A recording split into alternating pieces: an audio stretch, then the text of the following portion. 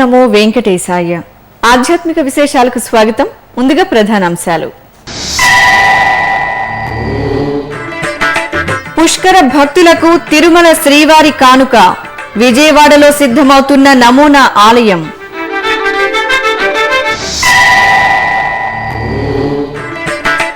కృష్ణ పుష్కరాలకు సిద్ధమవుతున్న స్నాన ఘట్టాలు. యుద్ధ ప్రాతిపదికన సాగుతున్న నిర్మాణ పనులు.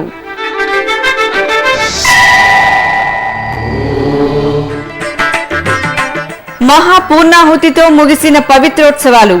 తిరుపతిలో తిరుచిపై ఊరేగిన సీతారామ లక్ష్మణులు.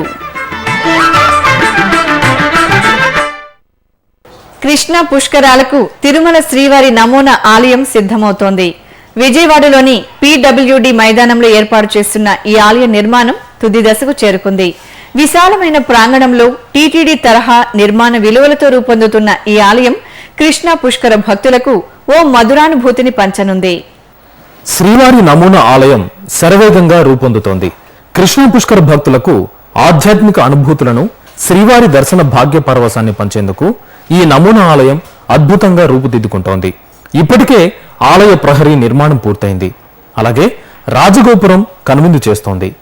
ఇక ఆనంద నిలయం బంగారు వర్ణ కాంతులీనుతూ సాక్షాత్తు తిరుమల ఆనంద నిలయాన్ని మరిపిస్తోంది. భక్తులు సులువుగా శ్రీవారి దర్శన భాగ్యం పొందేందుకు తిరుమల తరహాలోనే ఇక్కడ కూడా 4 వరుసల క్యూ లైన్లను సిద్ధం చేస్తున్నారు. అలాగే చక్కని ధ్వజస్తంభం, గరుడాళ్వార్ సన్నిధి ప్రతిష్టకు సిద్ధమయ్యాయి. శ్రీవారి హుండీ ఏర్పాటు, గర్భాలయంలో మూలమూర్తుల ఏర్పాటుకు సన్నాహాలు జరుగుతున్నాయి. తిరుమలలో శ్రీవారిని దర్శించుకున్న అనుభూతిని నమూనా ఆలయంలోనూ కలగజేయాలనే TTD సంకల్పానికి అనుగుణంగా ఏర్పాట్లు ముమ్మరంగా సాగుతున్నాయి. ఆగస్టు 7వ తేదీ నాటికి ఈ నమూనా ఆలయంలో భక్తులకు దర్శన భాగ్యం కల్పించాలనేది TTD లక్ష్యం. అలాగే ఉదయం, సాయంత్రం వేళల్లో వేదపారాయణం, ఊంజల్ సేవలను నిర్వహించనున్నారు.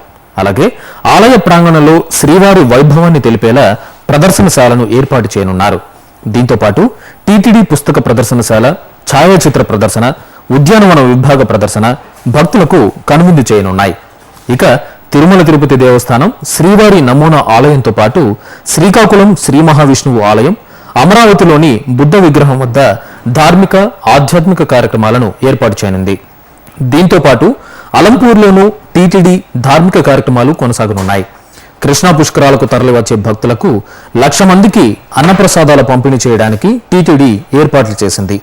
అన్నప్రసాదాలను తయారు చేసి వాటిని జిల్లా అధికార యంత్రాంగం ద్వారా పంపిణీ చేయనున్నట్టు TTD ఈవో డాక్టర్ సాంబశివరావు ప్రకటించారు. ప్రతిరోజు 1,00,000 మందికి తగ్గకుండా భక్తులకి అన్నప్రసాదం అందించడానికి చర్యలు తీసుకుంటా ఉన్నాము. అన్నప్రసాదం తయారు చేసి జిల్లా యంత్రాంగానికి, స్పెషల్ ఆఫీసర్కి అందించడం జరుగుతుంది. ఆ డిస్ట్రిబ్యూషన్ ఘాట్స్ దగ్గర అంతా కూడా వారు చేపడతారు. ఇక శ్రీవారి నమూనా ఆలయం ఏర్పాటుతో పాటు శ్రీవారికి ప్రత్యేకంగా స్నపన తిరుమంజనం నిర్వహించేందుకు పద్మావతి ఘాట్ ను కూడా సిద్ధం చేస్తున్నారు. ఈ ఘాట్ నిర్మాణ పనులు కూడా వేగంగా పూర్తవుతున్నాయి. ఆగస్టు 7వ తేదీ నుంచి విజయవాడ భక్తులతో పాటు కృష్ణా పుష్కర భక్తులకు శ్రీవారి నమూనా ఆలయం కనువిందు చేయనుంది. కృష్ణ పుష్కరాలు ఈ నెల 12వ తేదీ నుంచి ప్రారంభం కానున్న నేపథ్యంలో ఏర్పాట్లు శరవేగంగా సాగుతున్నాయి. విజయవాడ ఇంద్రకీలాద్రి సమీపంలో 6 ప్రధాన పుష్కర ఘాట్లు సిద్ధమవుతున్నాయి. ఈ పుష్కర ఘాట్లో రద్దీని నిరంతరం పరిశీలిస్తూ దానికి అనుగుణంగా సూచనలు అందించేందుకు ఓ కంట్రోల్ రూమ్ ను కూడా ఏర్పాటు చేస్తున్నారు. ఎక్కడా ఎలాంటి అవాంఛనీయ సంఘటనలు జరగకుండా భక్తులు పుణ్యస్నానాలు ఆచరించేందుకు వీలుగా ఈ కంట్రోల్ రూమ్ నుంచి సిబ్బందికి ఎప్పటికప్పుడు తగిన సూచనలు, సలహాలను అందిస్తుంటారు. ఇక నల్గొండలోని ఛాయా సోమేశ్వర స్వామివారి ఆలయం కృష్ణ పుష్కరాలకు సిద్ధమవుతోంది. 3 గర్భాలయాలతో త్రికూటేశ్వరాలయంగా వర్ధిల్లుతున్న ఈ ఆలయం 11వ శతాబ్దంలో నిర్మితమైంది. శివలింగంపై నిత్యం స్తంభం ఛాయ పడుతుండడం వల్ల ఈ ఆలయానికి ఛాయా సోమేశ్వరాలయంగా పేరు వచ్చింది. ఈ ఆలయ సమీపంలోని కృష్ణా తీరంలో ఘాట్లను నిర్మిస్తున్నారు.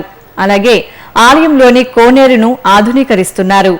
కృష్ణా ఓట జలాలు ఈ కోనేరుకు సరఫరా అవుతుంటాయి. దీంతో ఈ కోనేరును కూడా పుష్కరాలకు సిద్ధం చేస్తున్నారు. చిన్నారులు, వృద్ధులు, మహిళలు పుష్కర స్నానాలు ఆచరించేందుకు వీలుగా ఘాట్లను నిర్మిస్తున్నారు. తిరుపతిలోని శ్రీ కోదండ రామాలయంలో స్వామివారి పవిత్రోత్సవాలు ఆదివారం మహాపూర్ణాహుతితో వైభవంగా ముగిశాయి. ఈ సందర్భంగా శ్రీ సీతారామ లక్ష్మణ స్వామివార్లకు తిరుచి సేవ స్నపన తిరుమంజనాన్ని ఆగమోక్తంగా నిర్వహించారు. పావన గుణధాముడు శ్రీరామచంద్రమూర్తి కోదండరాముడిగా అనుగ్రహిస్తున్న పుణ్యప్రదేశం తిరుపతిలోని శ్రీ కోదండరామాలయం. స్వామివారి సన్నిధిలో 3 రోజుల పాటు వైఖానస ఆగమోక్తంగా నిర్వహించిన పవిత్రోత్సవాలు ఆదివారం ఘనంగా పరిసమాప్తమయ్యాయి. ఏడాది పొడవునా నిర్వహించే నిత్య, వార, పక్ష, మాస విశేష ఉత్సవాల్లో తెలిసి తెలియక జరిగే దోష పరిహారార్థం పవిత్రోత్సవాలు నిర్వహించడం సంప్రదాయం. ఈ సందర్భంగా ఆదివారం రాత్రి యాగశాలలో పలు వైదిక క్రతువులను శాస్త్రోక్తంగా పూర్తి చేసి మహాపూర్ణాహుతిని నిర్వహించారు.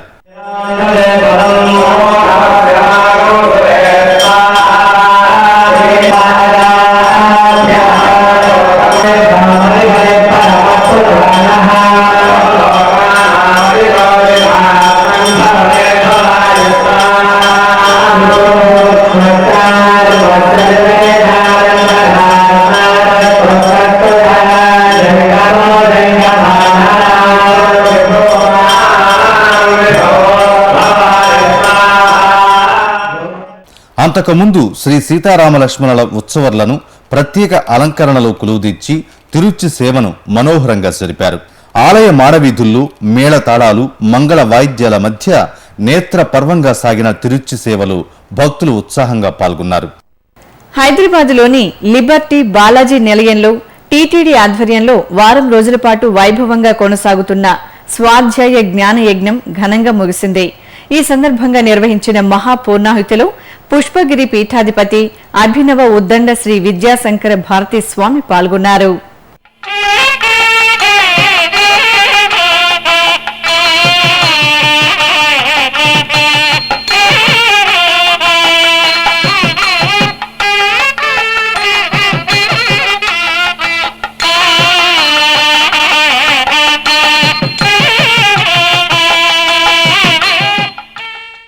ఇప్పుడు ఒక చిన్న విరామం.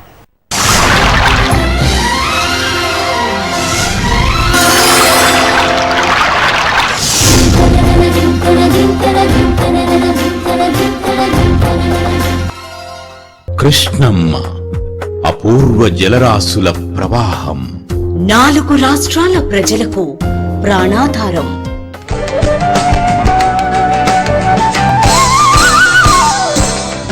ఈ పుణ్యనదిని శ్రీకృష్ణుడి అంశగా ఆరాధిస్తున్న భక్తజనం.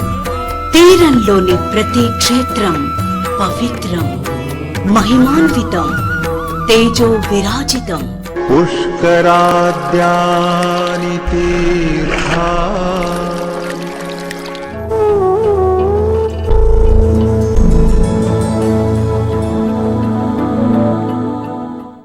నదీ గమనమున ఎన్నెన్నో జీవజాతులు, అభయారణ్యాలు, అద్భుత జలాశయాలు, అలనాటి రాచరికపు ఆనవాళ్లు. కృష్ణవేణి పొడిబిట్టలు, ఎందరో కవి దిగ్గజాలు, సంగీత స్రష్టలు, జాతికి స్వతంత్ర్యాన్ని, మూవన్నెల జెండాను అందించిన మహనీయులు. కళలకు కాణాచి ఈ కృష్ణవేణి పుష్కర వాహిని.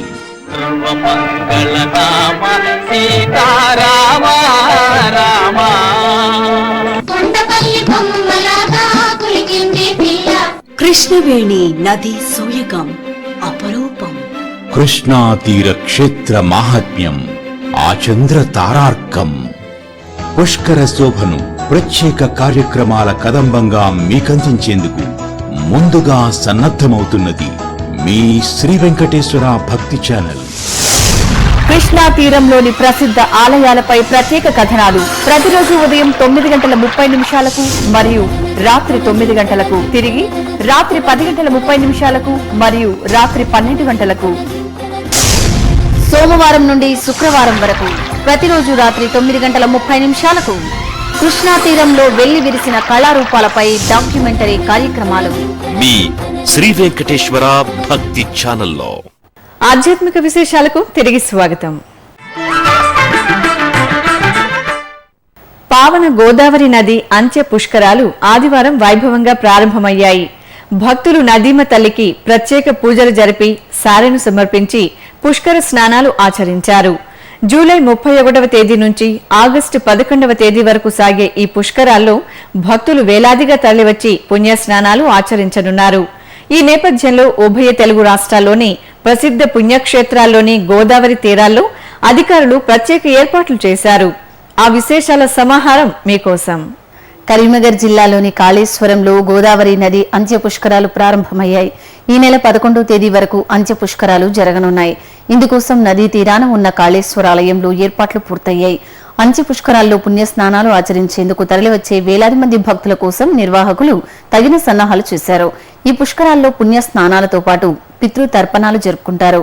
ఇక మహిళలు గోదావరి నదీమ తల్లికి పసుపు కుంకుమలు సమర్పించి వాయనాలు ఇచ్చిపుచ్చుకుంటారు. పశ్చిమ గోదావరి జిల్లాలో గోదావరి అంత్య పుష్కరాలు కోలాహలంగా ప్రారంభమయ్యాయి. సుప్రసిద్ధ గోష్పాద క్షేత్రంలో భక్తులు గోమాతకు, గోదావరి తల్లికి, శివలింగానికి ప్రత్యేక పూజలు నిర్వహించి ప్రదర్శనలు చేశారు. అనంతరం పుష్కర స్నానమాచరించి తర్పణాలు విడిచారు. తూర్పు గోదావరి జిల్లాలోని పలు ప్రాంతాల్లో గోదావరి అంత్య పుష్కరాలు ఘనంగా ప్రారంభమయ్యాయి. గోదావరి నదికి మాత్రమే ప్రత్యేకమైన ఈ అంత్య పుష్కరాలను పురస్కరించుకుని అప్పనపల్లి, మందపల్లి, రాజోలు, కోటిపల్లి ప్రాంతాల్లో భక్తులు వేలాదిగా పుష్కర స్నానాలు ఆచరించి దైవదర్శనం చేసుకున్నారు. ప్రసిద్ధ పుణ్యక్షేత్రం భద్రాచలం శ్రీ సీతారామస్వామి ఆలయ ప్రాంతంలో సువిశాల గోదావరి తీరం పుష్కర శోభతో కలకలలాడింది. ఇందులో భాగంగా ఆలయం నుంచి శ్రీరామ పాదుకలు, సుదర్శన చక్రతాళ్వార్, భగవద్ రామానుజాచార్యులను ఊరేగింపుగా గోదావరి తీరానికి తీసుకువచ్చారు. అక్కడ చక్ర పెరుమాళ్కు, రామానుజాచార్యులకు స్నపనం నిర్వహించి గోదావరి మాతకు పూజలు చేశారు. ఆపై నదీమ తల్లికి పట్టు వస్త్రాలు, పసుపు కుంకుమలు సమర్పించి పుష్కర స్నానాలను ప్రారంభించారు. అలాగే గోదావరి ఒడ్డున భద్రాద్రి దేవస్థానం ఆధ్వర్యంలో ఏర్పాటు చేసిన నమూనా ఆలయంలో శ్రీ సీతారామ లక్ష్మణులకు విశేష ఆరాధనలు నిర్వహించి భక్తులకు దర్శన భాగ్యం కల్పించారు. పావన గోదావరి తీరంలో పుష్కర స్నానాలు చేసిన భక్తులు రామయ్య తండ్రిని దర్శించుకుని పునీతులయ్యారు. కరీంనగర్ జిల్లాలోని ధర్మపురి శ్రీ లక్ష్మీ నృసింహస్వామి ఆలయం సమీపంలోని గోదావరి తీరం అంత్య పుష్కర సంబరంతో పరవశించింది. గోదావరి అంత్య పుష్కరాలను పురస్కరించుకుని గుంటూరు విశ్వంజీ స్వామి ఆధ్వర్యంలో భక్తులు నదీమ తల్లికి పూజలు చేసి కర్పూర హారతులు సమర్పించి పుష్కర స్నానాలు ఆచరించారు.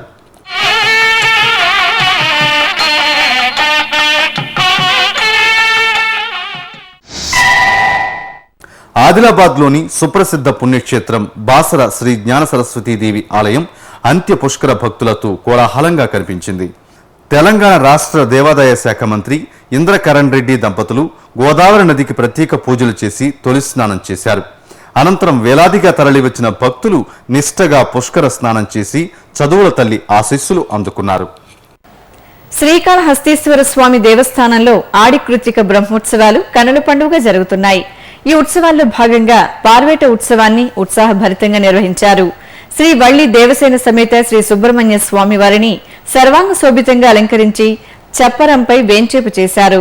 మేళతాళాలు, మంగళ వాద్యాల నడుమ ఊరేగింపుగా పట్టణంలోని నల్ల గంగమ్మ గుడి వరకు తీసుకువచ్చారు. భక్తులు స్వామివారికి అడుగడుగున మంగళహారతులు సమర్పించారు.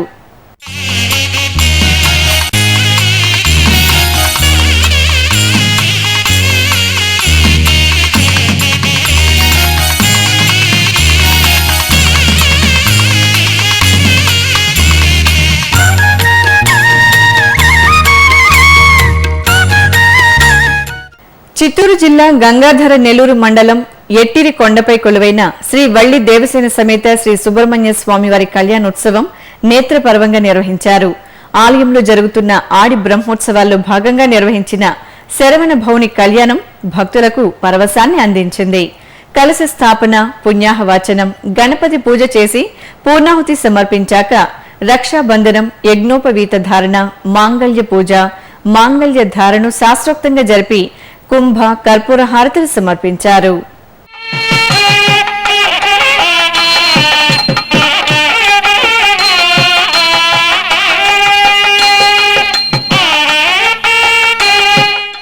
నిజామాబాద్ జిల్లా వ్యాప్తంగా బోనాల ఉత్సవాన్ని సంబరంగా జరుపుకున్నారు.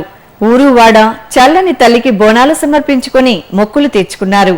కల్పవల్లికి బోనం సమర్పించి మొక్కుకుంటే అభీష్టం నెరవేరుతుందని భక్తుల ప్రగాఢ నమ్మకం.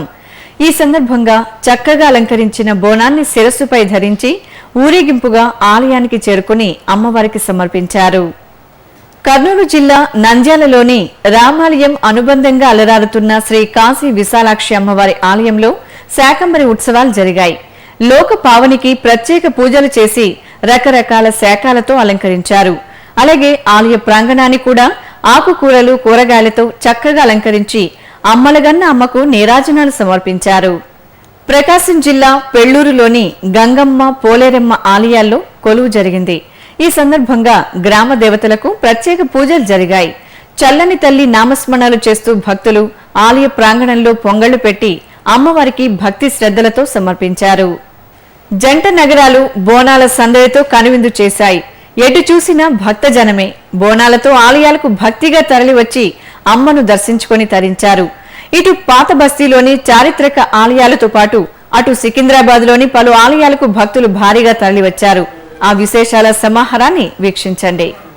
తెలంగాణలో ఆషాఢ మాసంలో అత్యంత వైభవంగా జరిగే పండుగ బోనాలు. బోనం అంటే భోజనం అనే అర్థం. సమస్త సృష్టిని పోషణకారిగా కాపాడే చల్లని తల్లి ఆదిపరాశక్తి. ఆ తల్లి రూపంలో కొలువైన గ్రామదేవతలకు బోనాలు సమర్పించడం వల్ల ఆ తల్లి దీవెనలతో పాడి పంటలు సమృద్ధిగా పండి పిల్లా పాపలు ఆయురారోగ్యాలతో అష్టైశ్వర్యాలతో తొలతూగుతారని భక్తుల విశ్వాసం. కొన్ని వేల సంవత్సరాల నుండి తెలంగాణ ప్రాంతంలో వర్షాకాల సమయంలో ఆషాఢ మాసంలో ఈ బోనాల సంబరం ఆచారంగా కొనసాగుతోంది. అమ్మవారు పుట్టింటికి వచ్చే శుభతరుణం ఆషాఢ మాసం. అందుకే భక్తులు వివిధ రకాల పిండి వంటలతో కొత్త కుండల్లో బోనాలను నైవేద్యంగా సమర్పించి మొక్కులు చెల్లించుకుంటారు. ఈ నేపథ్యంలో భాగ్యనగరంలోని పలు ఆలయాలు బోనాల సంబరాలతో కాంతులీనాయి. అశేషంగా తరలివచ్చిన భక్త ప్రవాహం బోనాలతో అమ్మవార్ల దర్శనం చేసుకుని లోకం సుభిక్షంగా ఉండేలా చూడమని వేడుకున్నారు. లాల్ దర్వాజాలో సింహవాహినిగా కొలువైన మహంకాళి ఆలయ ప్రాంగణం భక్తుల బోనాలతో సందడిగా దర్శనమిచ్చింది.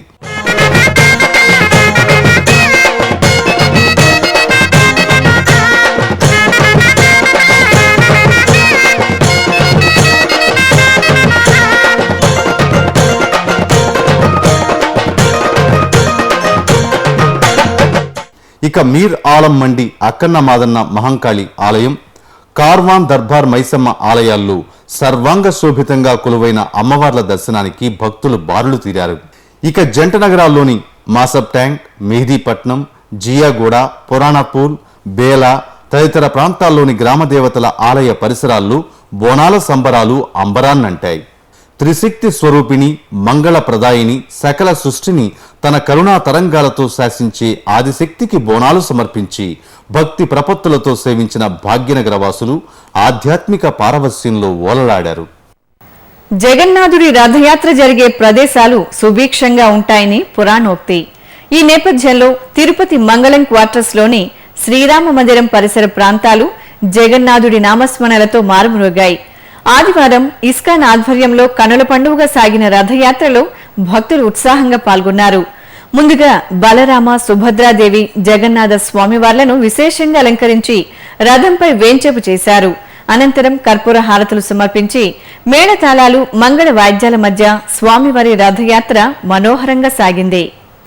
వివిధ ప్రాంతాల్లో జరుగుతున్న సాంస్కృతిక కార్యక్రమాల సమాహారం కళా నీరాజనంలో వీక్షిద్దాం.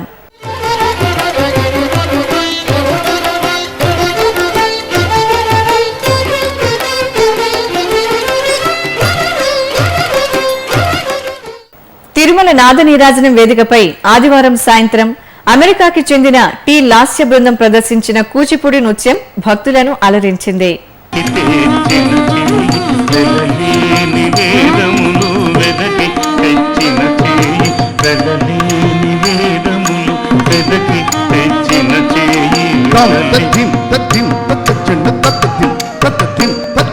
చిలుకు గుబ్బలి కింద చేసు చేయి, చిలుకు గుబ్బలి కింద చేసు చేయి, చిలుకు గుబ్బలి కింద చేసు చేయి.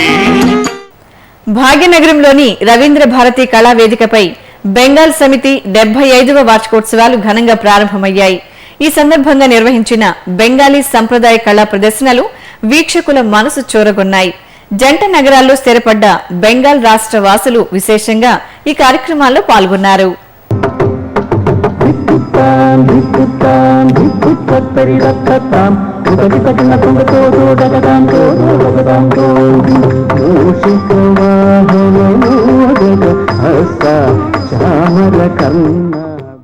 తిరుమలలో శ్రీవారి దర్శనం, గదుల ఖాళీలు, వాతావరణం తదితర విశేషాలను ఇప్పుడు తిరుమల సమాచారంలో తెలుసుకుందాం. ఇప్పటి వరకు అందిన సమాచారం మేరకు 27,000 మంది భక్తులు శ్రీవారి దర్శనం చేసుకున్నారు. సర్వదర్శనం, దివ్య దర్శనం భక్తులను నేరుగా అనుమతిస్తున్నారు. ప్రత్యేక ప్రవేశ దర్శనం కొనసాగుతోంది. తిరుమలలో 317 గదులు ఖాళీగా ఉన్నాయి. అలిపిరి, శ్రీవారి మెట్టు మార్గాల్లో భక్తుల రాకపోకలు యథావిధిగా సాగుతున్నాయి. ఇక తిరుమల వాతావరణం గరిష్ట ఉష్ణోగ్రత 28 డిగ్రీల సెల్సియస్, కనిష్ట ఉష్ణోగ్రత 20 డిగ్రీల సెల్సియస్ గా నమోదైంది. ఆధ్యాత్మిక విశేషాలు ఇంతటితో సమాప్తం. తిరిగి రాత్రి 10 గంటలకు ప్రసారమయ్యే ఆధ్యాత్మిక విశేషాల్లో మళ్ళీ కలుసుకుందాం. ఓం నమో వెంకటేశాయ.